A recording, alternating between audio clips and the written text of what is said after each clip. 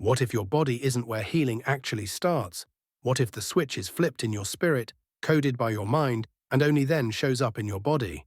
That's Cayce's rulebook in one line: spirit, arrow, mind, arrow, body. Get this order right and stalled regimens begin to work. Get it backwards and even perfect plans sputter. Tonight we'll test it. Kindle the inner light, set a living ideal, and hold an expectant attitude, and you'll feel your body follow. Welcome aboard, Seeker. Tonight we begin a four-part journey into Edgar Cayce's approach to health, healing, and rejuvenation. Part 1 is the rulebook.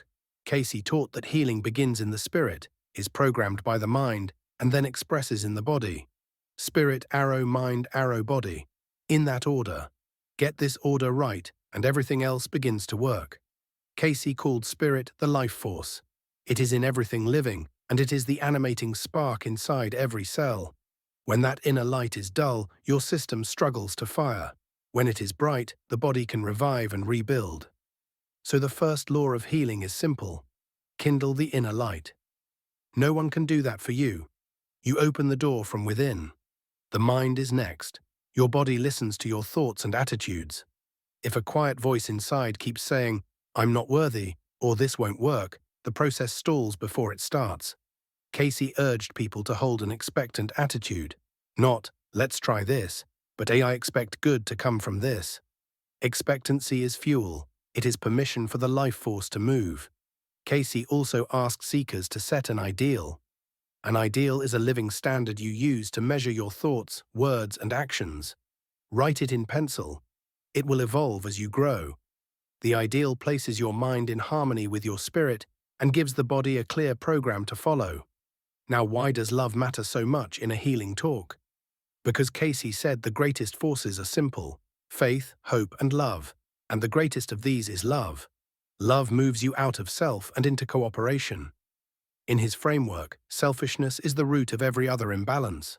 When you shift from me first to let me be a blessing, your vibration changes and your body chemistry follows.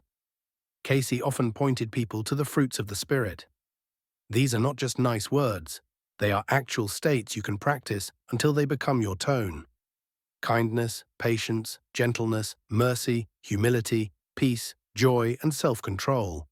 When you choose one of these in the heat of the moment, especially when your habit would be judgment or irritation, you feel a physical release. Shoulders drop, breath deepens, the nervous system stands down. According to Cayce, that pivot moves you out of karma, the heavy grind of cause and effect, and into grace. Let me frame it the way his students taught it. Do the creative thing, not the destructive one.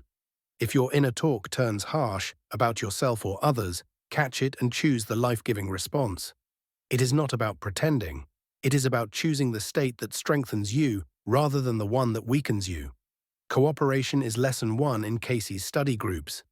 Healing is a partnership. You cooperate with the creative force. You cooperate with your own body. You cooperate with the rhythms of nature.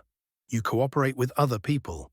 The moment you step out of rigid self-concern and into cooperation, energy starts to flow. Doors that were stuck begin to open.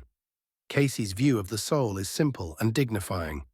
You are an eternal soul having a sojourn in a body. The body is the vehicle, the soul is the person. When the soul wants to be here, the body tries very hard to sustain itself. When the soul loses interest, the body often drifts. Keep the soul engaged. Keep your mind interested in life. Give yourself reasons to get up in the morning that are bigger than you. The body hears that and responds. He also taught that we live within a living intelligence. You are not alone with your troubles. The creative force is mindful of you. It will not override your free will, but it will meet you the instant you open the door. Your part is to seek, to ask, to invite, and to act on the light you receive. How do you open the door? Begin with quiet. Cayce called it the magic silence. Take a few minutes daily to be still and inwardly consenting. You don't have to chase a spectacular experience. Let the body rest. Let the breath slow. Let the heart soften. In that calm, you become more permeable to the life force, and your cells receive what they need. He taught a simple inner prayer you can adapt. Be still. And know, I am with me. Say it slowly with soft breaths. You are not forcing anything. You are practicing availability. You are saying, I will do what I know to do, and I leave the increase to the creative force. Cayce was also very practical about growth. He said, do something, right or wrong, do something, because in the doing comes the understanding. That is not permission to be reckless, it is permission to participate.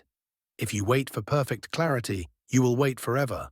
Take the next kind step you can see, adjust as you learn. He warned us not to put the material first. You will live with yourself a long, long while.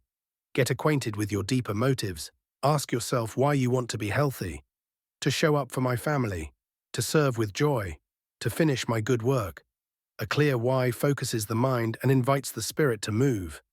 Humility and meekness are not popular words, but Cayce tied them to real progress. How do you know you are on the right path? You become a little more humble, a little more meek, a little more patient. Power without humility burns the body out. Humility lets power pass through you without inflaming you. He also drew a line between light and shadow. If your face is turned toward the light, the shadows fall behind you. If you turn away from the light, your life fills with shadows. The point is not perfection, the point is direction. Keep turning toward the light as best you can, again and again. Another daily practice, watch yourself go by. Step back inside and become a gentle witness of your own reactions.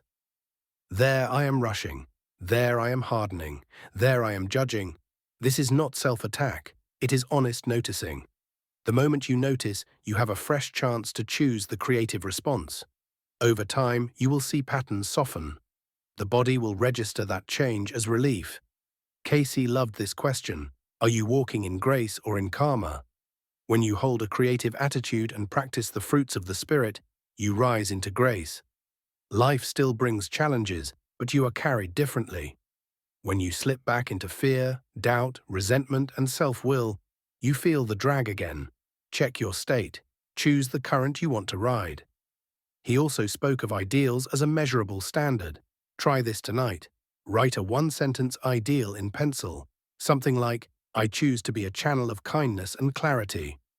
Or, I choose to be patient, useful, and joyful. Tomorrow, measure your choices against it.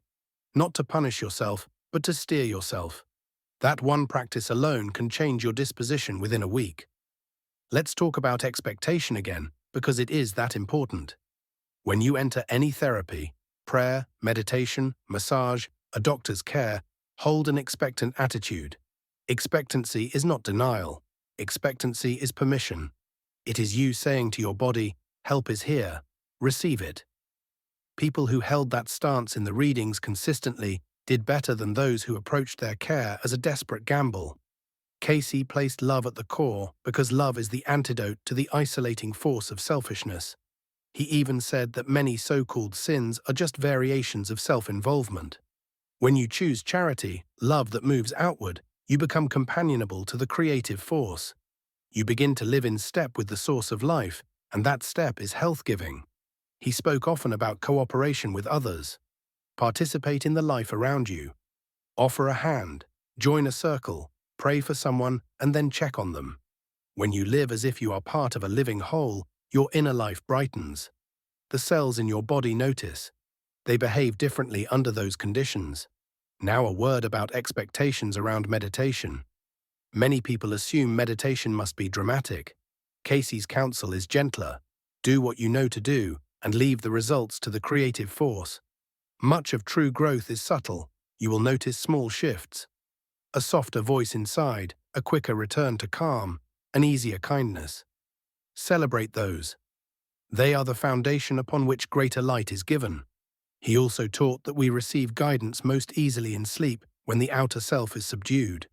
Your soul can touch you in dreams. Keep a simple intention by your bed. Give me what I can use for healing and service. When a helpful fragment comes, act on it. Application anchors guidance. All of this leads to one goal in part 1, align spirit and mind so the body can respond. Before you change your diet, before you launch a new routine, tune your inner stance. The same plan that fails under doubt and self-concern will often work under expectancy and cooperation. So here is your simple practice list for the week. First, write a one-sentence ideal in pencil. Read it morning and night. Let it steer your choices. Second, give yourself 3 minutes of magic silence. Be still and know, I am with me. Let your breath be easy. Let your jaw and shoulders loosen. Make yourself available to the life force. Third, choose kindness over being right at least once each day. Notice the effect on your body when you do. Fourth, watch yourself go by. Catch one old reaction and replace it with a creative response. Celebrate that pivot. That is grace in motion. Finally, hold expectancy. When you pray, expect help. When you rest, expect renewal. When you begin any care, expect your body to receive it. Expectancy is the tone of cooperation. This is part 1, the inner rulebook. In part 2, we'll map your spiritual centers to the endocrine glands, explore how your two nervous systems need to work together, and learn how to attune safely so the body becomes a true temple for the life force.